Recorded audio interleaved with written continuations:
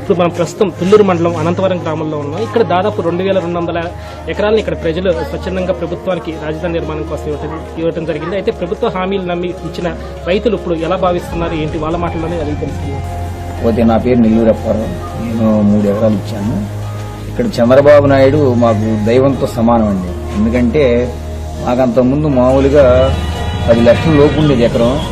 ఇక్కడ రాజధాని రావడం వల్ల మామూలుగా 1,40 లక్షల దాకా వెళ్ళింది.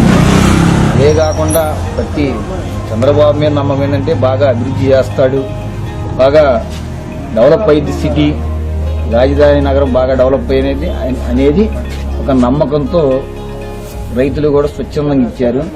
ఇక్కడ ప్రతిపక్షం అనే భేదం లేకుండా ప్రతి ఒక్కళ్ళ కూడా 2200 ఎకరం కూడా 2200 ఎకరం కూడా భేదం లేకుండా ప్రతి ఒక్కళ్ళు ఇచ్చేశారు. ఆ నమ్మకంతోనే చంద్రబాబు గారి మీద అంత నమ్మకం ఉండబట్టి ఇచ్చారు. ఆయన కూడా బాగా చేస్తాడని ఆశిస్తున్నాం. బాగా పెరిగినాయండి. కుటుంబాలు కూడా ఇక్కడ అమ్ముకున్న వాళ్ళు కూడా వేరే చోట పోయి పొలాలు కొనుక్కుంటున్నారు. అందరూ బాగానే ఉన్నారు, అందరూ సంతోషంగా ఉన్నారు. నా పేరు తెలుగు లక్ష్మీనారాయణ అండి. నా 3 ఎకరాలు ఇచ్చేసాను. మా గ్రామానికి 200 ఎకరాలు మొత్తం ఇచ్చేసారు. ఎలాంటి పెండింగ్లు ఏమీ లేవు. పోతే రాజధాని రావటం మాకు బాగా సమూహంగా ఉంది.